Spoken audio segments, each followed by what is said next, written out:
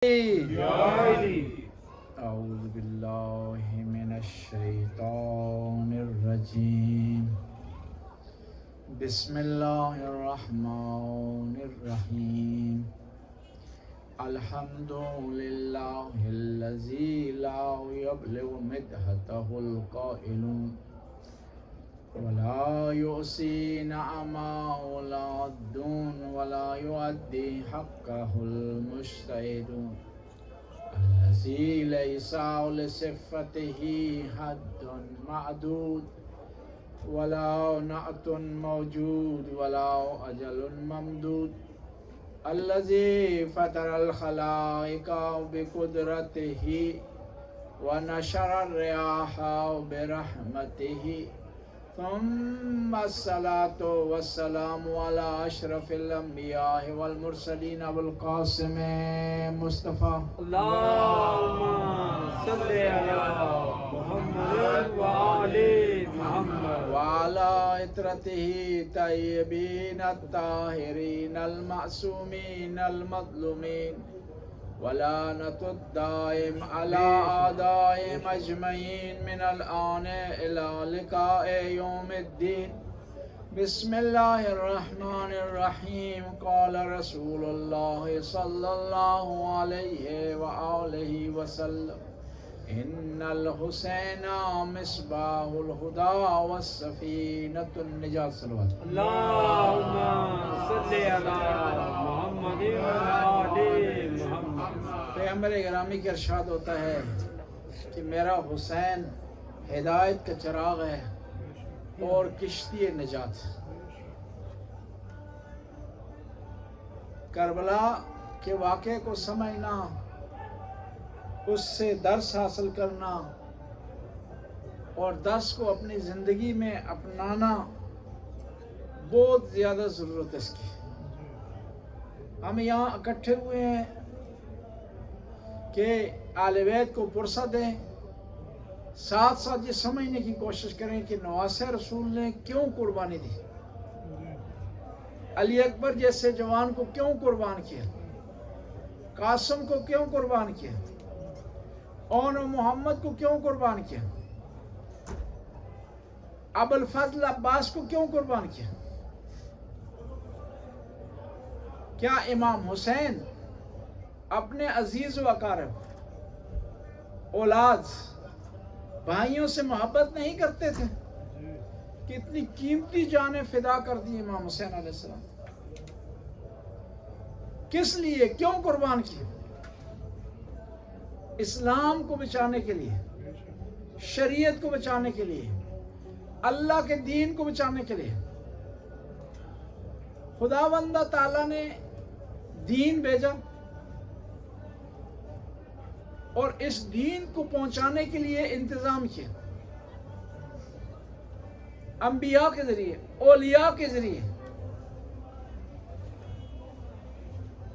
اور ساتھ انسان کو عقل دیا تاکہ وہ عقل کے ذریعے سمجھ سکے کہ کس چیز میں خوبی پائی جاتی ہے اور کس چیز میں نقص پایا جاتا ہے، تاکہ وہ سمجھ سکے کہ نواسہ رسول حق پر تھے، تاکہ وہ سمجھ سکے کہ نواسہ رسول کی زندگی سے ہم کیا حاصل کر سکتے. اللہ نے اپنا قانون بھیجا، کچھ ہستیوں کو ساتھ بھیجا تاکہ قانون بیان کیا جائے اور وہ ہستیاں عملی طور پر اپنی زندگی میں اس قانون کو لاگو کریں تو لوگوں کو پتہ چلے کہ سچ کیا اور حقیقت کیا.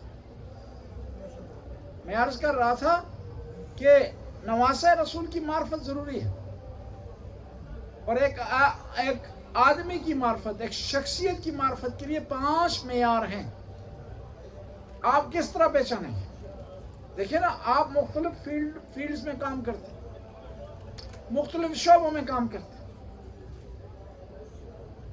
کوئی کاروبار کرتا ہے، کوئی ڈاکٹر ہے، کوئی انجینئر ہے.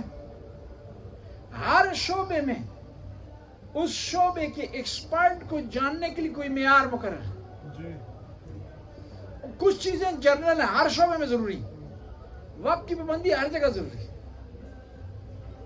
اچھا اخلاق ہر جگہ ضروری ہے، جہاں کام کر رہے ہیں اس کے رول ریگول کو فالو کرنا ہر جگہ ضروری ہے، لیکن ہر شعبے کے علیحدہ کچھ قانون ہیں۔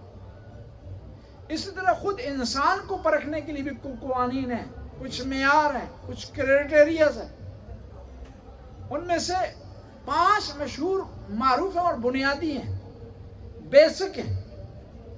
دوسرے اگر کرائٹیریا ہیں تو انہی سے نکلتے ہیں۔ پہلا یہ ہے کہ آپ چیک کریں کہ اس کے آباء و اجداد کو، دوسرا کس ماحول میں پلا بڑا ہے، تیسرا اس کی تربیت کیا ہوئی، چوتھا اس کے کلام سے، اس کی بات سے، اس کے ورڈ سے آپ پہچانیں، پانچواں اس کے دوست و احباب سے پہچانیں۔ تو ہم یہاں تک پہنچے تھے کہ امام حسین علیہ السلام کے آباء و اجداد کس منزل پر فائز ہیں، رسول اللہ سے متعلق بات کی، امیر المومنین سے متعلق کچھ بات کی۔ ہم اس کو آگے بڑھاتے ہیں، صلوات پڑھیں بلند آواز سے۔ خدا نے آل بیت کو امتیاز دیا ہے جو کسی کو نہیں ملا، کسی نبی کو نہیں ملا۔ انبیاء، گزشتہ انبیاء کے خاندان پر درود ہے، لیکن اس طرح کا نہیں ہے جس طرح آل بیت پر ہے، اور یہ امتیاز آل بیت کو ملا۔ ان اللہ و ملائکتہ یصلون علی النبی یا ایھا الذین آمنوا صلوا علیہ وسلموا تسلیما۔ اللہم صلی علی محمد و آل محمد۔ اور یہ درود کوئی معمولی چیز نہیں۔ اللہ کے رسول معراج پر تشریف لے گئے تو جبرائیل نے مختلف احوال دکھائے، فرشتوں سے ملاقات ہوئی، اور پیغمبر کے سامنے وضاحت کی گئی کہ یہ فرشتہ اس کا کام ہی ہے، اس کی ڈیوٹی ہے۔ ایک فرشتہ ایک منزل پر دکھائی دیا جس کی انگلیاں بہت زیادہ تھی۔ جب فرشتوں سے متعلق بدن کی تشبیہ دی جاتی ہے تو ان کا بدن نہیں ہوتا، صرف سمجھانے کے لیے ہوتا۔ جب یہ کہا جاتا ہے نا کہ جبرائیل کے پر ہیں، تو پر نہیں ہیں، صرف آپ کو سمجھانے کے لیے، اس کی پاور بتانے کے لیے بتایا جاتا ہے کہ جبرائیل کی کیا ہے، پر ہیں، حالانکہ پر نہیں۔ فرشتے جسم سے ماورا ہیں، جسم کے محتاج نہیں۔ جب جبرائیل کہتے ہیں نا کہ میرے پر چلتے ہیں، یہ نہیں ہے کہ جس طرح پرندے کے پر ہوتے ہیں، یعنی میری طاقت میں کمی آ جاتی ہے، میری طاقت یہاں رک جاتی ہے، اس سے آگے میں نہیں بڑھ سکتا ہوں، یہ مراد ہوتا ہے۔ اب وہ فرشتہ، اس پہ انگلیاں بہت تھی، یعنی اس کے پاس گننے کی پاور تھی۔ اس زمانے کو لوگوں کو سمجھانے کے لیے اللہ کے رسول نے حدیث بیان کی کہ اس زمانے میں لوگ گننے کا کام انگلیوں پر کیا کرتے ہیں، اور آج بھی مثالیں مشہور ہیں کہ یہ آدمی، ان کا قبیلہ انگلیوں پر گنا جا سکتا ہے۔ اور تسبیح کے بارے میں مشہور ہے کہ کیا ہے، ہاتھ پر تسبیح پڑی جائے۔ اب اس فرشتے کی انگلیاں بہت زیادہ تھی، یعنی گننے کی پاور تھی اس کے پاس۔ اللہ کے رسول نے پوچھا کہ اس فرشتے کا کام کیا ہے، بتایا کہ اس کا کام ہے گننا، شمارش کرنا، ڈیٹا اپنے پاس رکھنا۔ اللہ کے رسول نے پوچھا کہ وضاحت کرے اپنے کام۔ اس نے کہا کہ آج تک جتنے بارش کے قطرے آسمان سے گرے ہیں مجھے علم ہے، کتنے صحرا میں گئے ہیں، کتنے درختوں پر ہیں، کتنے فضا میں رہ گئے ہیں۔ مجھے آج تک پتا ہے کہ دنیا میں کتنی دفعہ ہوائیں چلی ہیں، درختوں کے بارے میں مجھے علم ہے۔ تو اللہ کے رسول نے کہا کہ تو بتا کہ کوئی ایسا عمل ہے، ایسا کام ہے جس کو تو نہ گن سکتا ہو، جس کی شمارش تیرے کنٹرول میں نہ ہو، جس کا حساب تیرے کنٹرول میں نہ ہو۔ تو وہاں فرشتے نے کہا یا رسول اللہ، جب کوئی درود بھیجتا ہے آپ پر اور آپ کی آل پر، اس کے ثواب کو میں نہیں گن سکتا ہوں۔ صلی علی محمد و آل محمد۔ صلی علی محمد و آل۔ اور مجھے وہاں کہنا پڑتا ہے کہ پہلے جو درود تم نے بھیجا تھا نا، اس کا ثواب میں ابھی تک نہیں گن سکا ہوں، کاؤنٹ نہیں کر سکا ہوں۔ ایک شخص حاضر ہوئے امام جعفر صادق علیہ السلام کے خلاف،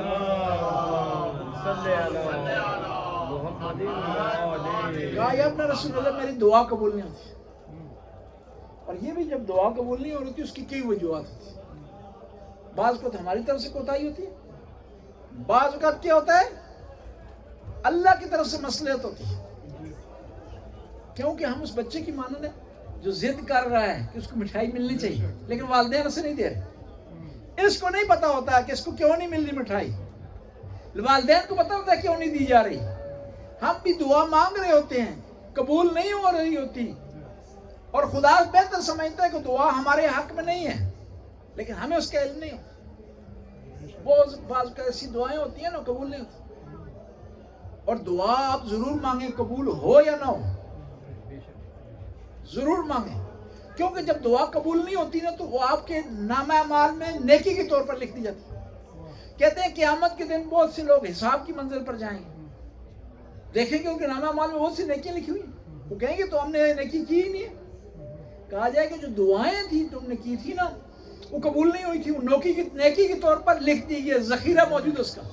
تو وہاں انسان حسرت کرے گا کہ کاش کہ میری دعائیں ذخیرہ ہو جاتی ہیں, سٹور ہو جاتی ہیں, نیکی کی صورت مجھے دکھائی دیتی. اور دعا کی قبولیت کی شرائط, وضو کر کے دعا مانگے, اہل بیت کا واسطہ دے کر کے دعا مانگے, جب بارش نازل ہو رہی ہے دعا مانگے, اذان و اقامت کے درمیان دعا مانگے, جمعے کے 2 خطبوں کے درمیان دعا مانگے, والدین سے دعا منگوائیں, ماں سے دعا منگوائیں, بزرگ آدمی سے دعا منگوائیں, اہل بیت کے محب سے دعا منگوائیں. یہ شخص حاضر ہو گیا امام جعفر صادق علیہ السلام کے, کہا یا اپنا رسول اللہ میری دعا قبول نہیں ہو. امام نے فرمایا کہ دعا کے شروع میں درود پڑھ, صلوات پڑھ, اور دعا کے بعد بھی صلوات پڑھ, دعا تیری قبول ہو جائے گی. کہا یا اپنا رسول اللہ اس کی کیا وجہ ہے؟ کہا یہ درود ہے نا صلوات, یہ قبول شدہ دعا ہے, یہ قبول شدہ دعا ہے, اور یہ ہو نہیں سکتا خدا پہلے ایسے کو قبول کر لے, آخری ایسے کو قبول کر لے, اور درمیان والے ایسے کو قبول نہ کر. اور پھر دعا کے لیے سب سے بڑی شرط ہے کہ انسان کے اندر تقویٰ ہو, مانگنے کا طریقہ آتا اسے, گڑگڑا کر مانگے, عاجزی سے مانگے, انکساری سے مانگے, اور تقویٰ پہلی شرط. امام جعفر صادق علیہ السلام کے زمانے میں مشہور ہو گیا کہ ایک آدمی بڑا ولی اللہ ہے, بڑا پیر ہے, اس طرح ہوتا ہے پاکستان میں مشہور ہے, یہ معصوم پیر ہے جی, یہ پہنچا وہ پیر ہے, فقیر پیر ہے, نام بھی اپنی طرف سے لوگ دے دیتے اس کو. حالانکہ اسی سے پوچھے تو وضو کا طریقہ سے آئے گا نہیں, بسم اللہ صحیح طریقے سے پڑھ نہیں سکتے. اور یہ آپ یاد رکھیں, شیعہ کے ہاں پیر و مرشد کا کنسپٹ نہیں ہے, کیونکہ ہمارے پاس وہ ہستیاں ان کے ہونے کی بعد پیر وکیر کی ضرورت نہیں پڑتی. کہ کوئی پیر آپ بنا لیں, اس کی بیعت شروع کر دیں, ہم نے بیعت کر لی ہے ان ہستیوں کی, اور ہمارے وقت کا امام موجود ہے. یہ مشہور ہو گیا کہ یہ بڑا پیر ہے, بڑا فقیر ہے, لوگوں کی دعائیں اس سے مستجاب ہوتی ہیں, پھونک مارتا ہے, تعویذ دیتا ہے, تو بڑا مشہور ہو گیا, اور لوگ اس کے پاس جا رہے ہیں دھڑ دھڑ. اور امام کو فرض ہوتا ہے کہ وہ دین کو بچائے, فراڈیوں کو عیاں کرے, دھوکے اور فریب والے لوگوں کو ان کی وضاحت کرے لوگوں کے سامنے. جس طرح امام رضا علیہ السلام کے زمانے میں بارش نہیں ہو رہی تھی تو بڑی دعائیں کی گئی, بڑی گری ازاری, بارش نہیں ہوئی. ایک آدمی تھا یہودی, وہ آتا تھا, ہاتھ اٹھاتا تھا, بارش ہو جاتی. سب لوگوں نے تعجب کیا کہ یا ابن رسول اللہ کیا ہے. تو امام نے کہا کہ جب وہ ہاتھ اٹھائے نا تو اس کے ہاتھ کے اندر کچھ چیز اس کو لے لیا جائے, وہ چیز لے گی, پھر اس کے بعد دعا نہیں ہوئی اس کی قبول. پوچھا لوگوں نے, کہا اس کے ہاتھ میں ایک نبی کے بدن مبارک کی ہڈی تھی, وہ خدا کی بارگاہ میں واسطہ بناتا تھا, اس لیے بارش آ جاتی. یہ بتا رہا تھا کہ یہ امام جعفر صادق علیہ السلام میں مشہور ہو گیا ان کے زمانے میں, کیا یہ پیر ہے, لوگوں کی حاجتیں کرتا ہے. امام چلے گئے اس کی محفل. اب کیا ہوا کہ اس کی محفل برخاست ہوئی, لوگ چلے گئے آہستہ آہستہ, وہ چل پڑا, امام بھی اس کے پیچھے چل. وہ گیا آگے, اس نے نان بھائی جو ہوتے ہیں نا, یہ روٹیوں کی دکان, تندور, اس سے 3 روٹیاں چرائیں اس نے. امام اس کے پیچھے چل رہے, ٹھیک ہے. آگے جا کے 3 روٹیاں تقسیم کر دی غریبوں میں. محتاج ہوں. جی نیاز کر رہا جی. وہ فارسی میں کہتے ہیں از کیفے خلیفہ می بخشت. یہ ہماری زبان میں کہتے ہیں کہ پرائے چوٹے خراتی. یعنی پرایا مال خراتی کر دیتے ہیں، خرات کر دیتے ہیں. اب اسے تقسیم کر دی ہیں روٹیاں. کس میں؟ غریبوں. امام اس کے قریب یہ کہا کہ تو نے کیا کیا؟ اس نے پہلے سوال کیا کہ آپ کون ہیں؟ انہوں نے کہا میں جو ہے نواسہ رسول. کہا اتنے بڑے خاندان سے اور آپ کو میرے مسئلے کی سمجھ نہیں آئی؟ امام نے کہا چلو تو بتا دے. صحیح، کیونکہ جو تم نے مسئلہ کیا ہے یہ تیری ہی سمجھ میں ہے اور کسی کی سمجھ سے میں نہیں آتا ہے.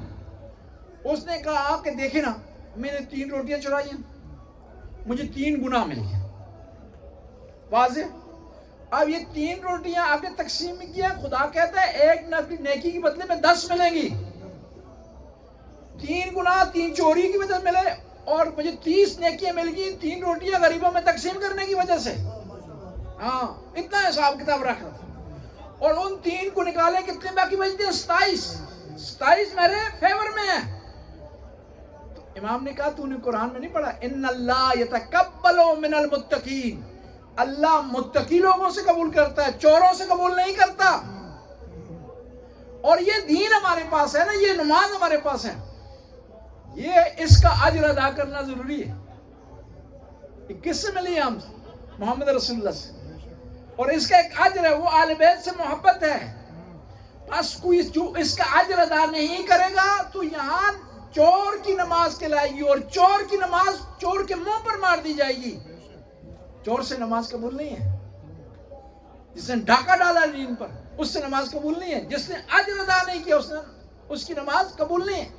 آسان سی مثال کے لیے یاد کروں، آپ درزی کو پیسے نہیں دیتے نا، کپڑے سلواتے ہیں. نماز آپ کی مکمل ہے، ظاہری طور پر قبلہ رخ بھی ہے، وضو بھی ہے، داڑھی بھی آپ کی یہاں پر ہے، بسم اللہ بھی لمبی طریقے سے آپ نے پڑھی ہے قاری باسط کی طرح. تو وہ نماز آپ کے منہ پر مار دی جائے گی کیونکہ آپ نے غصبی کپڑے پہنے ہوئے ہیں. جب ایک معمولی سے کپڑے کی وجہ سے آپ کی نماز قبول نہیں ہے تو انسان اگر آل بیت کا حق ادا نہ کرے اس کی نمازیں کہاں سے قبول ہوں گی؟ بس اگر چاہتے ہو تو نماز کو قبول کرواؤ، چاہتے ہو کہ اپنی عبادات کو قبول کرواؤ، چاہتے ہو کہ خدا کے ہاں تمہارا ہر عمل مقبول ہو، آپ کے سینے میں آل بیت کی محبت ہونی چاہیے.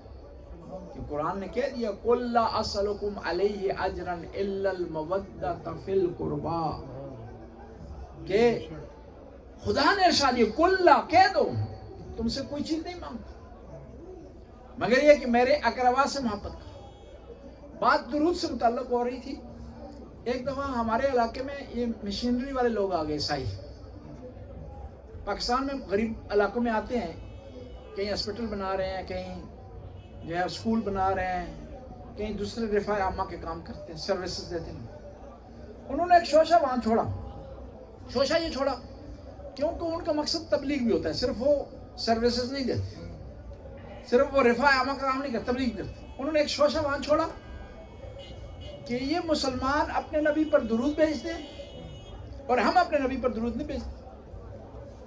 ان کا نبی درود کا محتاج ہے، ہمارا نبی محتاج نہیں.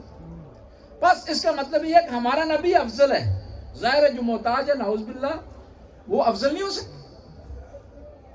بس ہمارا نبی افضل ہے. بس جب ہمارا نبی افضل ہے تو اس کو فالو کرنا چاہیے، نہ کہ محمد مصطفیٰ کو جو محتاج ہے نعوذ باللہ. تو لوگ میرے پاس آ گئے، میں نے کہا ان کو کہیں کہ ہم جو درود بھیجتے ہیں نا محمد مصطفیٰ پر، وہ محتاج نہیں، ہم محتاج ہیں. ہم اپنی ضرورت پوری کرنے کے لیے درود بھیجتے ہیں. اور اس کی مثال اس طرح کہ ایک آدمی بادشاہ کے دربار میں ایک تحفہ لے جاتا ہے نا، بادشاہ اس تحفے کا محتاج نہیں. یہ کس لیے لے جا رہا ہے؟ اپنا مقام بڑھانے کے لیے. ہم بھی رسول اللہ کی بارگاہ میں جب یہ درود بھیجتے ہیں ہم محتاج ہیں، نہ کہ رسول اللہ محتاج ہیں. وہ تو بادشاہ ہیں، وہ غنی علی الاطلاق ہیں. ساری دنیا ان کی طرف رخ کرے، ان کے مقام میں اضافہ نہیں ہو سکتا. اور ساری دنیا ان سے منہ پھیر لے تو کیا ہے، ان کے مقام کو کم نہیں کر سکتی. بس میں عرض کر رہا تھا کہ آل بیت کا جو مقام ہے اور جو امتیاز ہے ان میں سے ایک درود ہے. پھر اس کے بعد آباء و اجداد کی طرف نگاہ دوڑائیں تو امیر المومنین ہے. امیر المومنین کی بہت زیادہ جو ہے فضائل ہیں. صد ابواب فضیلت ہے، خیبر ان کی فضیلت ہے، احد ان کی فضیلت ہے، بدر ان کی فضیلت ہے، یہ حدیث منزلت ان کی فضیلت ہے، حدیث غدیر ان کی فضیلت ہے، یعنی بے باع وسیلت ہے. ان تمام فضیلتوں کو ایک طرف رکھیں نا، پیغمبر کی ایک حدیث کو ایک طرف رکھیں تو تمام فضیلتوں کا نچوڑ ہو جاتا ہے. کون سی حدیث ہے جی؟ ضربۃ علی یوم الخندق افضل من عبادت الثقلین. علی کی خندق کے دن کی ضربت ثقلین کی عبادت سے افضل ہے. اب ایک مثال کے ذریعے وضاحت کروں گا. اجر اور ماجور کے درمیان ویسے بیلنس کا ہونا ضروری ہے. قیمت اور جنس کے درمیان بیلنس کا ہونا ضروری ہے. آپ 10 کروڑ دیتے ہیں نا، چیز 10 کروڑ کے مطابق ملے گی. کھل بود ہو تو علیحدہ مسئلہ ہے، اس کی بات نہیں کر رہے. دنیا کا قانون ہے نا، آپ 2 کلو چینی کی پیسے دیں گے 2 کلو ملے گی. یہ ہو نہیں سکتا پیسے 2 کلو کو دیں آپ کو 10 کلو مل جائے، ایسا نہیں ہوتا. اجر اور ماجور میں بھی اس طرح ہے کہ اجر اور ماجور میں تناسب ہونا چاہیے، بیلنس ہونا چاہیے. ان کے درمیان کیا ہونا چاہیے؟ بیلنس ہونا چاہیے. اب سوال ہی پیدا ہوتا ہے کہ ضربت ایک ہے، ثقلین کی عبادت سے افضل کس طرح ہوگی؟ برابر بھی نہیں، افضل. ثقلین میں کون آتے ہیں جی؟ آدم سے لے کر قیامت تک آنے والے تمام جن و انس. ثقلین نہ فقط جن و انس، ان کی عبادت، اور عبادت کون سی؟ قبول شدہ عبادت جس میں ریاکاری نہیں ہے، جس میں کسی قسم کی کمی و بیشی نہیں ہے، جس میں رکاوٹ نہیں ہے. اب سوال یہ ہوتا ہے کہ آدم سے لے کر قیامت تک آنے والے جن و انس کی عبادت ایک طرف، علی کی عبادت نہیں، ضربت صرف. وہ جس ہستی کی ضربت کا یہ مقام، اس کی عبادت کا کتنا بڑا مقام ہے. اب سوال ہی پیدا ہوتا ہے کہ ضربت ایک ہے، ثقلین کی عبادت سے کس طرح ہو سکتی ہے؟ بیلنس نہیں ہے، حالانکہ خدا عادل ہے. ایک سوال یہاں ایک اور پیدا ہوتا ہے. بعض کا لوگ سوال کرتے ہیں کہ ایک کافر ہے، ایک نان مسلم ہے، وہ جہنم میں جائے گا. اس نے زندگی کتنی کی ہے جی؟ 50 سال، 60 سال، 70 سال، 90 سال، 100 سال لگاتے. اس نے 100 سال زندگی کی ہے، نماز نہیں پڑھی، خدا کا انکار کیا، جہنم میں 100 سال رہے گا یا زیادہ رہے گا جی؟ زیادہ رہے گا. خالدین فیہا، ہمیشہ کے لیے رہے گا. کیا یہ خدا کے عدل کے خلاف نہیں ہے؟ اس نے 100 سال نافرمانی کی ہے، 100 سال رہنا چاہیے، زیادہ کیوں رہ رہا ہے؟ جواب اس کا یہ ہے کیونکہ بعض کام ایسے ہوتے ہیں اس میں ٹائم کو نہیں دیکھا جاتا، اس کام کے اثر کو دیکھا جاتا ہے. جس طرح ایک آدمی کسی دوسرے آدمی کو قتل کرتا ہے، اس قتل کرنے میں آدھا گھنٹہ لگتا ہے، گھنٹہ لگتا ہے، پلان کو بھی لے آئیں 24 گھنٹے زیادہ لگتے ہیں، لیکن کیا ہے؟ اس جو آدمی مقتول ہوتا ہے اس کا گھر اجڑ جاتا ہے، اس کی زندگی اجڑ جاتی ہے، اس کی زندگی فنا ہو جاتی ہے. کام تو اس نے آدھے گھنٹے میں کیا، لیکن جس پر یہ کام وارد ہوا ہے اس کی زندگی اجڑ گئی ہے. دیکھنا اس حوالے سے. ایک دوسرا اس کا جواب یہ ہے کہ یہ آدمی جو 100 سال زندہ رہا ہے نا، کافر، یہ 1000 سال بھی زندہ رہتا تو اس نے یہی کام کرنا تھا. اس نے ہمیشہ کے لیے نیت کر رکھی تھی کہ میں نے اسلام کی طرف نہیں جانا، میں نے دین کی طرف نہیں جانا، میں نے شریعت کی طرف نہیں جانا، میں نے عدل و انصاف کی طرف نہیں جانا. ایک صلوات پڑھنا.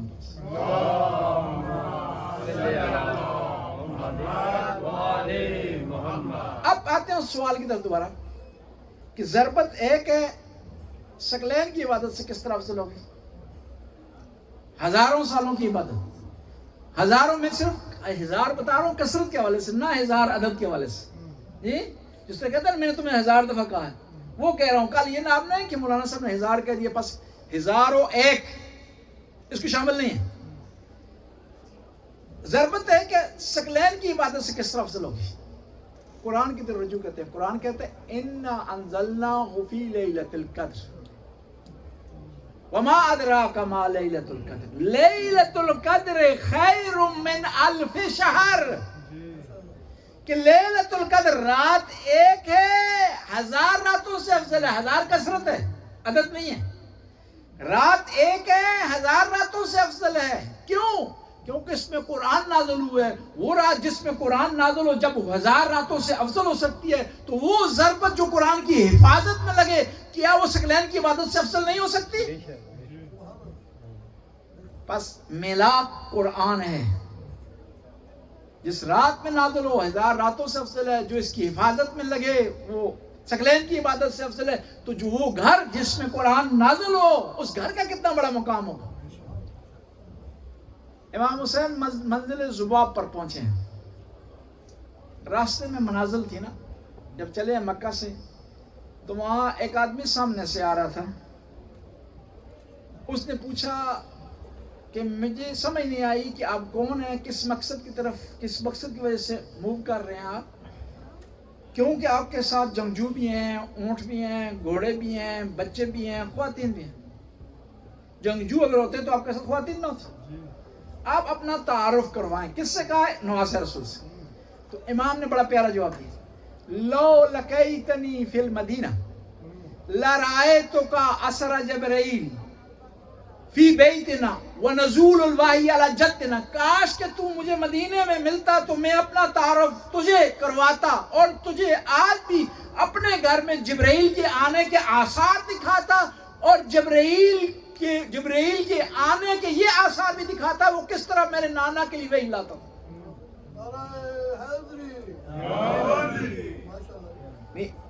یہ تعارف ہے جس کا نواسہ رسول کا قرآن سے جڑے ہوئے ہیں. مناسب سمجھتا ہوں کہ کچھ جملے اس ہستی سے متعلق بھی کہے جائیں جس کی مناسبت سے آج کی رات ہے. امام علی نے کہا اپنے بھائی کو عقیل. کیوں عقیل؟ انساب جانتے تھے، خاندانوں کو جانتے تھے، قبائل کو جانتے تھے. اب سوال یہ پیدا ہوتا ہے کہ کیا علی علیہ السلام نہیں جانتے تھے؟ جانتے تھے لیکن آپ کو مجھے سکھا رہے ہیں کہ بڑے بھائی کا احترام ہوتا ہے، اس کی رسپیکٹ. اور ایک اور وجہ بھی تھی، کیونکہ جو رشتہ ہو رہا تھا اس سے کربلا کی تیاری ہونی تھی. عقیل کو بتا رہے ہیں کہ میں بھی تیاری کرنے جا رہا ہوں غازی عباس کے ذریعے، تو بھی تیاری کر مسلم بن عقیل کے ذریعے. اس لیے ان سے کہا گیا یا عقیل اختب لی امرتن من ذوی البیوت من حسب و نسب. اے عقیل تو میرے لیے ایسے خاندان سے خاتون کا انتخاب کر جو گھر والے ہوں، کیونکہ عرب اکثر خانہ بدوش تھی، گھر والے نہیں تھے. پتہ کیوں کہا؟ کیوں گھر والی ہوگی تو گھر میں رہے گی، اگر گھر والی نہیں ہوگی تو ممکن ہے میدان میں اتر آئے. جی بتانا تھا کہ گھر والوں سے رشتہ جڑنا چاہیے تاکہ گھر میں رہے، میدان میں نہ اترے، اللہ کے ولی کے مقابلے میں نہ آ جائے. من حسب و نسب، حسب و نسب والی ہونی چاہیے اور ایسا بہادر خاندان ہو اس سے مجھے خدا ایسا بچہ دے جو میرے بیٹے کی حفاظت کرے. عقیل نے کہا کلابی خاندان کی خاتون ہے، ان کا نام فاطمہ. ام البنین کا نام ام البنین نہیں تھا، فاطمہ ہے. حزام ان کی والدہ کا نام تھا. کہتے ہیں عقیل رشتہ لے کر گئے، حزام اپنی بیٹی کے پاس گئی ہیں. کہا کہ اس طرح رشتہ آیا ہے. کہا کس کے لیے رشتہ آیا ہے؟ کہا وہ جو کافروں کی ہڈیاں توڑتا ہے. کہا کس کا رشتہ آیا ہے؟ کہا جو آج تک میدان سے پلٹا نہیں ہے. کہا اس کا رشتہ آیا ہے کہ جب میدان میں اترتا تھا تو بائیں جبرائیل دائیں میکائیل ہوتے تھے اور اللہ کے رسول کی شاباش اسے حاصل ہوتی تھی. تو جب یہ کہا نا ام البنین نے، فاطمہ کلابیہ نے کہا کہ تھوڑی دیر پہلے میں نے خواب دیکھا ہے. کہا کیا خواب دیکھا ہے؟ کہا خواب دیکھا ہے کہ 3 ستارے میری گود میں آتے ہیں اور ایک چاند میری گود میں اتر رہا، اور میں سمجھ رہی ہوں کہ اس شادی کے نتیجے میں خدا مجھے چاند سے جیسا بیٹا دے گا، اس لیے بعد میں نام رکھا نا قمر بنی ہاشم۔ عرب میں 3 قمر تھے، ایک تھے قمر البطحہ عبد المطلب، دوسرے قمر تھے عبداللہ پیغمبر کے والد گرامی، قمر الحرم، حرم کے قمر، تیسرے ہیں قمر بنی ہاشم، چوتھا عرب میں کوئی نہیں تھا۔ اور کیوں کہا گیا تھا قمر بنی ہاشم؟ اس لیے کہا گیا تھا کہ خوبصورت تھے اور باہر جب آتے تھے نقاب اوڑھتے تھے۔ قمر بنی ہاشم، بنی ہاشم کے چاند، جس میں ہر آدمی قمر ہے، ہر آدمی کیا ہے؟ چاند ہے، چاندوں کے درمیان چاند کو قمر بنی ہاشم کہتے ہیں۔ اور ایک اور لقب تھا کس کا؟ حضرت عباس کا، باب الحوائج، جی حاجتیں پوری کرنے والا۔ آپ یہ سمجھتے ہوں گے کہ ہماری حاجتیں مولا پوری کرتے ہیں اس لیے نہیں، یہ ایک وجہ ہے، ایک اور وجہ بھی، جب بھی حسن حسین کو ضرورت پیش آتی تھی نا، تو جو آدمی مدد کے لیے پہنچتا تھا اسے کہتے تھے قمر بنی ہاشم، باب الحوائج۔ اور نام بڑا پیارا رکھا ہے عباس۔ پیغمبر جب موجود تھے نا تو جو بچہ اس کی ولادت ہوتی، امام علی منتظر رہتے پہ اللہ کے رسول کے، اللہ کے رسول وہی کے مطابق نام رکھتے تھے، حسن نام رکھا، حسین نام رکھا، زینب نام رکھا، ام کلثوم نام رکھا۔ اب اللہ کے رسول ہے نہیں تو علی علیہ السلام کیا ہے؟ قرآن کھول کے دیکھتے تھے، نام رکھتے تھے۔ عربوں کے یہاں علیحدہ دستور تھا، عرب پتہ کس طرح نام رکھتے تھے؟ بچے کی ولادت ہوئی ہے نا، عرب گیا گھر سے باہر، باپ گیا گھر سے باہر، دیکھا جو جانور جس پر نگاہ پڑی ہے وہی نام بیٹے پر رکھتے۔ یہ اسی طرح ہوا، عربوں میں ایک آدمی تھا، اس کے یہاں بیٹے کی پیدائش ہوئی، باہر نکلا دیکھا کتیا بھونک رہی، یہ کتیا بھونک رہی ہے، اس نے اپنے بیٹے کا نام بھی اسی طرح رکھ دیا۔ عربی میں آوا یو آوی کہا جاتا ہے کس کو؟ کتیا کے بھونکنے کو، اور معاویہ کہا جاتا ہے ایسی کتیا کو جو بھونکے، اور پھر اس نے حق ادا کیا بھونکنے کا، 70 سال تک جی بھونکتا رہا، کیونکہ نام ہی ایسا تھا نا جی نام ہی اس کا ایسا تھا۔ لیکن اہل بیت کا یہ وتیرہ نہیں تھا۔ امام علی نے قرآن کھولا، یوم نخاف من ربنا ابوسا قمطریرا، قیامت کے دن کا اتنا بڑا جلال ہوگا کہ بڑے بڑے لوگ گھبرا جائیں گے، یعنی عباس یعنی قیامت جیسا جلال۔ اب عباس کے کیا معنی ہے؟ عربی میں کئی الفاظ استعمال ہوتے ہیں شعر کے لیے، عربی ایک بہت وسیع زبان ہے، شعر کے مختلف نام ہیں۔ اسد شعر کو کہتے ہیں، حیدر شعر کو کہتے ہیں، حمزہ شعر کو کہتے ہیں، لیس شعر کو کہتے ہیں، اسامہ شعر کو کہتے ہیں، غضنفر شعر کو کہتے ہیں، زیغم شعر کو کہتے ہیں، زرغام شعر کو کہتے ہیں۔ اب آپ پوچھیں گے یہ بھی اتنے نام آپ نے گن دیے مولانا صاحب، ان ناموں میں اور عباس میں کیا فرق ہے؟ شعر کے سامنے ٹھہرنے کا کسی کا جگرا نہیں، دل نہیں ہے شعر کے سامنے کھڑا ہو جائے۔ جس شعر کو دیکھ کر شعر بھی بھاگ جائے اسے عباس عربی میں کہتے ہیں۔ اسے کیا کہتے ہیں؟ عباس، یعنی ایسا شعر جس سے شعر بھی بھاگ جائے۔ اتنے بہادر ہونے کے باوجود سب سے بڑی خصوصیت عباس کی کیا ہے؟ وہ وفاداری، اور خدا نے عجیب منزلت دی ہے۔ امام جعفر صادق علیہ السلام ارشاد فرماتے ہیں،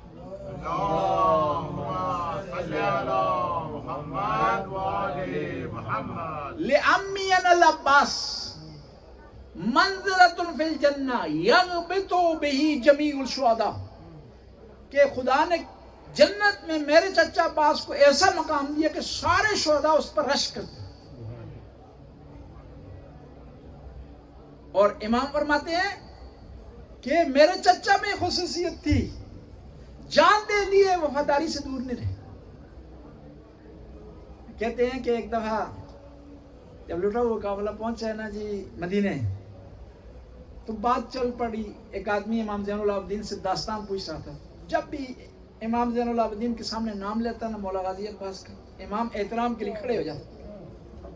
2-3 دفعہ اس نے نام لیا، امام کھڑے ہو کر کہا شخص میرا امتحان نہ لے، سجاد کا امتحان نہ لے، تو اگر میرے چچا کا نام 1000 بار لے گا تو میں احترام کے لیے کھڑا ہو جاؤں. کہتے ہیں کہ جب خبر پہنچی مدینے میں کربلا کے واقعے کی، تو حاکم مدینہ خبر بیان کر رہا تھا. ام البنین کو پتہ چلا نا، دوڑتی ہوئی آئیں، دروازے پر کھڑی ہو گئی. لوگوں نے کہا کہ اس طرح حسین مارے گئے ہیں، اس طرح شہادت. کہا نہیں، مجھے بتاؤ کہ میرے بیٹے کے ہوتے ہوئے حسین کس طرح شہید ہو. کہا ان کو اجازت نہیں ملی، اگر اجازت ملتی تو شہید نہ ہوتے، ام البنین کا بیٹا شہید نہ ہوتا. امام جب مدینہ سے نکلے ہیں نا، تو 2 قسم کے گروپ تھے چاہنے والوں میں. دشمن کی بات نہیں کر، چاہنے والوں میں 2 قسم کے. ایک جو ساتھ چل رہے ہیں جن کا لیڈر عباس ہے، ایک وہ جو امام کو روک رہے ہیں. چاہنے والے روک رہے تھے. عبداللہ بن عباس چاہنے والوں میں سے روک رہے ہیں، اور عبداللہ بن عمر چاہت کا اظہار کر کے روک رہے ہیں. عبداللہ بن عمر خلیفہ عمر کے بیٹے ہیں. یہ آئے مکہ میں امام سے ملنے کے لیے. آئے ملنے کے بعد امام کو کہتے ہیں کہ آپ نہ جائیں کربلا. امام نے کہا نہیں، خدائی حکم ہے، میں ضرور جاؤں گا. کہا اگر آپ اصرار کر رہے ہیں تو ایک کام کریں. کیا کام کریں؟ آپ کے اپنے سینے سے کپڑا ہٹائیں. میں چاہتا ہوں آپ کے دل کا بوسہ لوں، کہ میں نے رسول اللہ کو دیکھا ہے کہ وہ آپ کے دل کا بوسہ لیا کرتے تھے. یعنی تاریخ یہ بتا رہی ہے کہ یہ لوگ محبت کرتے تھے لیکن قربانی دینے کے لیے تیار نہیں تھے. آج بھی کوئی آدمی علم کو چومے لیکن علم کا فالوور نہ ہو، علمدار کو اس کے پیچھے چلنے والا نہ ہو، تو چومنا اس کو فائدہ نہیں دے گا. یہ عبداللہ بن عمر نے چوما لیکن ساتھ نہیں دیا، فائدہ نہیں دیا. میں عرض کرنا تھا کہ یہ چاہنے والے لوگ 2 قسم کے تھے. ایک وہ روک رہے ہیں، ایک کون ہے؟ عباس. عباس نے ذرا برابر نہیں روکا. پتہ کیا کہا کہ مولا جو آپ کا حکم ہوگا میں تابعداری کروں گا، میں پیچھے نہیں ہٹوں گا. اس قسم کی محبت ہونی چاہیے، اس قسم کا پیار ہونا چاہیے، وفاداری ہونی چاہیے. وقت کے امام کے پیچھے اس طرح انسان چلے. ورنہ جو 1.5 لاکھ کا مجمع تھا وہ سارے دشمن نہیں تھے، محبت کرتے تھے لیکن محبت کے لیے قیمت ادا نہیں کر سکتے. 9 محرم کو کہ 2 واقعات ہیں.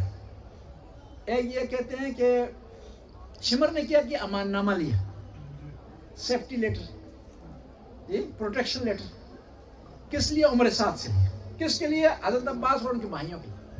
خیمے کے قریب آ کر آواز دی، اینا ابنا اختی، میری بہن کے بیٹے کہاں؟ تو کہتے ہیں کہ مولا غازی عباس نے جواب نہیں دیا. کہا یہ جواب دینے کے لائق نہیں، اس کو جواب دیا. امام حسین نے آواز دی، کہا عباس بھائیا جواب دو، یہ ظالم ہے، فاسق ہے، فاجر ہے، لیکن جواب دو، کوئی حرج نہیں. اس نے کہا کہ میں امان نامہ آپ کے لیے لایا ہوں، آپ کو پروٹیکشن مل سکتی ہے. تو کہا کہ مولا غازی عباس نے کہا اس پروٹیکشن، اس امان نامے پر لعنت بھیجتا ہوں جس میں مجھے امان ملے اور نواسہ رسول امان میں نہ ہو. پھر کہتے ہیں کہ اس کو رد کر دیا. اب کیا ہوا کہ دشمن حملہ آور ہو گیا. 9 محرم خیموں کے قریب آ گئے. عباس کا جلال بہادری یہ کہہ رہی ہے کہ ان کو پیچھے نکلا جائے، لیکن وفاداری ہے، حکم سے عدولی نہیں کر سکتے، حکم کے بغیر نہیں چل سکتے. کہا رک جاؤ، میں اپنے مولا سے آرڈر پوچھ کر کیا تھا. آئے مولا کے پاس، امام حسین کے پاس. کہا مولا آقا بتائیں، دشمن خیموں کے قریب آ گیا، آپ کا کیا حکم ہے؟ کہا دشمن سے 1 رات کی مہلت مانگا. ایک بہادر کے لیے مہلت مانگنا مشکل ہے، سخت ہے، لیکن کیا ہے؟ وفاداری.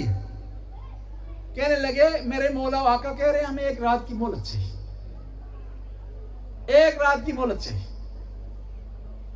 کیوں؟ کس لیے؟ میرے مولا و آقا عبادت کرنا چاہتے ہیں.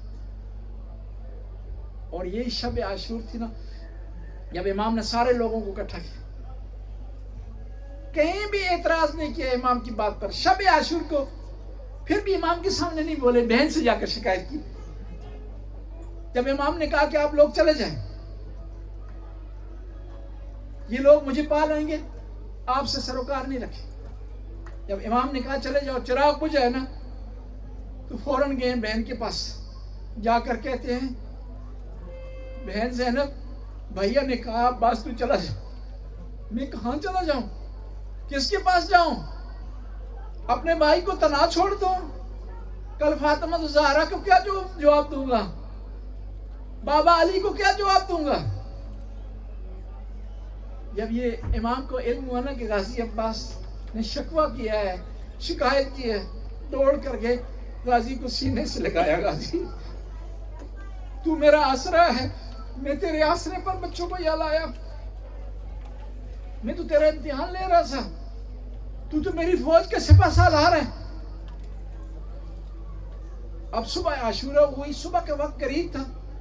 کہتے ہیں کہ دشمن کے 2 سپاہی امام حسین کے خیمے کے قریب ہوئے. غازی عباس نے دوڑ کر ان کو روکا. کہا کیا چاہتے ہو؟ کہا ہم نے امام حسین کی تلاوت کی آواز سنی ہے، ہم چاہتے ہیں امام حسین کے پاس جا کر بیعت کریں اور امام حسین کی نصرت کا اعلان کرنے جا رہے ہیں. تو غازی عباس نے کہا ملنا چاہتے ہو تو ایک شرط، اپنے ہتھیار اور اپنے جوتے میرے حوالے کر. کہا وہ کس لیے؟ کہا میں نہیں چاہتا ہوں تمہاری تلواروں کی آواز کی وجہ سے حسین کے بچے پریشان ہو جائیں. میری غیرت گوارا نہیں کرتی میرے ہوتے ہوئے حسین کے بچوں کے لیے کوئی پریشانی پیش آئے. اب کہتے ہیں جب بھی کوئی شہید اجازت مانگنا جاتا تو غازی عباس پہنچ جاتا. امام پتہ کیا کرتے؟ فرماتے تو میرے لشکر کا پرچمدار ہے، علمدار ہے، تو اگر چلا جائے گا تو میرا لشکر ختم ہو جائے گا. اور آخر میں جب لشکر کم ہو گیا نا، پھر امام نے یہ کہا تو کہنے لگے مولا لشکر کہاں ہے جس کا میں سپہ سالار. کہتے ہیں اجازت نہیں دی ہے مولا نے. بیٹھ کے ہیں قریب. کیا ہوا؟ بی بی سکینہ نے بچوں کو جمع کیا، دیکھا کہ بچوں کی پیاس حد سے بڑھ چکی ہے، الاتش کی آوازیں بلند ہو رہی ہیں. بچوں کو جمع کیا، مولا غازی کے پاس آئی. کہا غازی چچا ممکن ہو تو ان بچوں کو کے لیے پانی کا آپ انتظام کریں. میں نہیں کہتی آپ تلوار اٹھائیں. کہا سکینہ اپنے بابا سے اجازت لے دے، میں ضرور پانی لاؤں گا.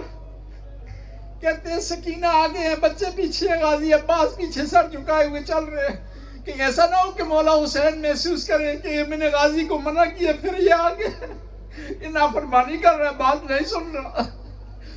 سر جھکائے ہوئے چل رہے ہیں.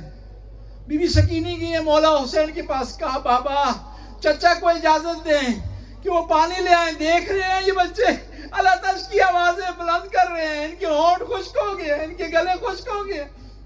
کہا سکینہ بیٹا آج چچا کے لیے پانی کی اجازت مانگ رہی ہے، کل جب چچا نہیں ہوں گے شمر تماچے مارے گا پھر چچا کو تو یاد کرے گی.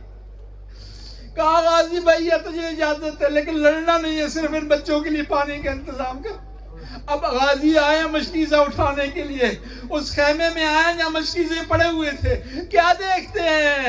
مشکیزوں کے اندر جو تراوت تھی نا، نمی تھی، اس پر بچے لیٹے ہوئے تھے اور الاتش کی آوازیں بلند کر رہے تھے. جب بی بی سکینہ آئی نا غازی کے ساتھ، کہا بچوں تمہاری پریشانی ختم ہو گئی ہے، اب ہمارے چچا پانی لائیں گے. اور ایک خیمہ وہ تھا جہاں شیرخوار بچوں کی مائیں شیرخوار بچوں کو لے کر بیٹھی ہوئی تھی. سکینہ وہاں پر بھی گئی. کہا بیویوں پریشانی تمہاری ختم ہو گئی ہے، تمہارے شیرخوار بچوں کے لیے پانی کا انتظام ہو گیا ہے، پریشان نہیں ہونا، میں اپنے چچا پر بھروسہ رکھتی ہوں. کہتے ہیں مولا غازی آئے، دشمن کا حصار توڑا، نہر پر پہنچے، مشکیزہ بھرا اور بھرنے کے بعد ذہن میں یہ آیا غازی تو پانی پی لے.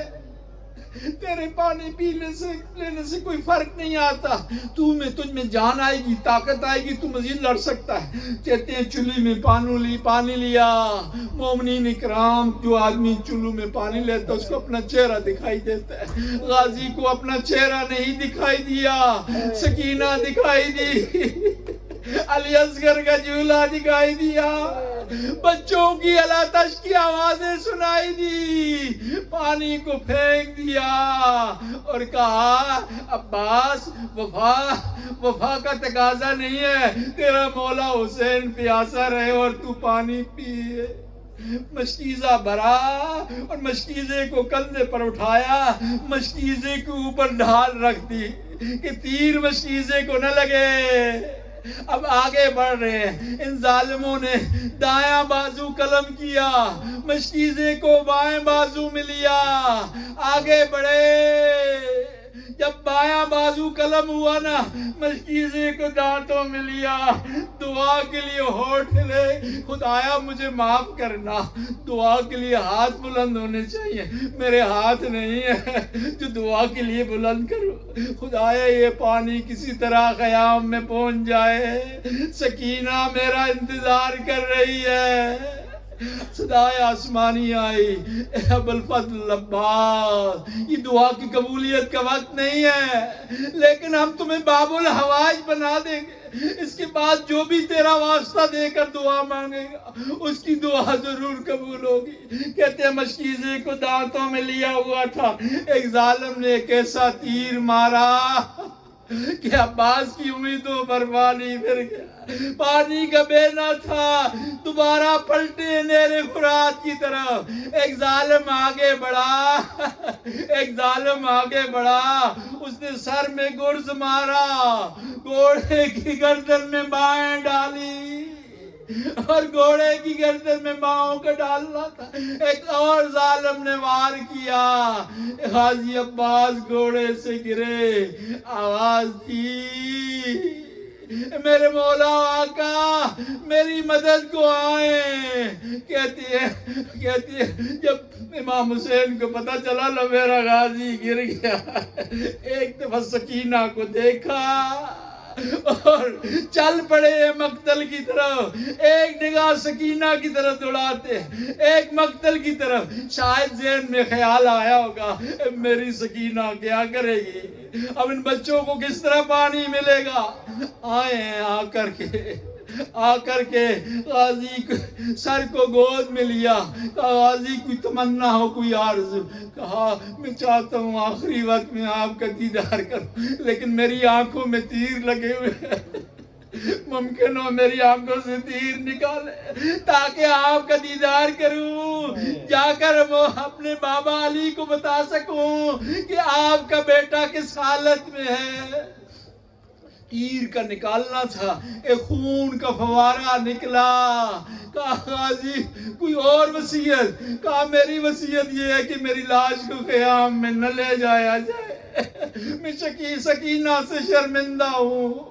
کہتے ہیں جب خیموں میں یہ خبر پہنچی نا کہ غازی مارا گیا، بی بی زینب نے تمام بیویوں کو اکٹھا کیا، اکٹھا کرنے کے بعد کہا بیویو جب مدینہ سے چلے تھے نا تم گھبرا رہی تھی نا، اپنے پردے سے متعلق گھبرا رہی تھی نا، میں نے ایک وعدہ کیا تھا بیویو، میں تمہارے پردے کی ضامن ہوں اور میں اس وعدے سے دستبردار ہوتی ہوں، میرا غازی نہیں رہا۔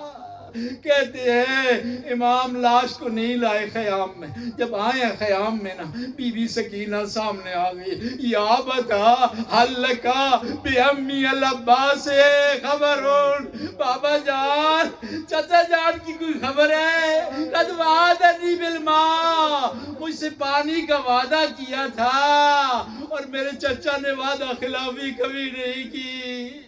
اللہ لعنت اللہ قوم الظالمین فسيعلم الذين ينقلب خدا اس کلید سی عادل کو قبول و منظور فرما، ہمارے گناہوں سے درگزر فرما، نیک کام کرنے کی توفیق عطا فرما، برائیوں سے محفوظ رہنے کی توفیق عطا فرما۔ یا اللہ تجھے واسطہ دیتے عباس کے کٹے ہوئے بازوں کا، عباس کی تسنلبی کا، یا اللہ جو مریض ہیں شفائے کاملہ وعلا عطا فرما، تنگ دستوں کی تنگ دستی کو دور فرما، بے روزگار افراد کو بے عزت روزگار عطا فرما، مقروضوں کا قرض غیب کے خزانے سے عطا فرما، اس مرکز کو قائم و دائم فرما، جو مومنین مومنات یا نظر نیاز دیتے ہیں یا چندہ دیتے ہیں، مدد کرتے ہیں، ان کی توفیقات میں اضافہ فرما، ان کی اس حاضری کو قبول فرما۔ خدایا جن لوگوں نے اس مرکز کو قائم کیا ہے، اگر ہمارے درمیان انہیں طول عمر عطا فرما، صحت سلامتی عطا فرما، اگر چل بسے ہیں خدایا ان کی قبروں کو منور فرما۔ یا اللہ تو غفور رحیم، شیعان حیدر قرار اس وقت پوری دنیا میں عزاداری کر رہے ہیں، خدایا عزاداری کی مجالس کی حفاظت فرما، علماء کرام کی خطابت کو قبول فرما، نواخانوں کی نواخانی کو قبول فرما، ذاکرین حضرات کے ذکر کو قبول فرما۔ یا اللہ ان عزاداری اور مجالس کی حفاظت فرما، دشمنوں کو زہر فرما، ان کا منہ کالا فرما۔ خدایا زمانے کے امام کے ظہور میں تعجیل فرما، ہمیں امام کے انصار میں سے قرار دے۔ ربنا آتنا فی الدنیا حسنہ وفی الآخرۃ حسنہ وقنا عذاب النار۔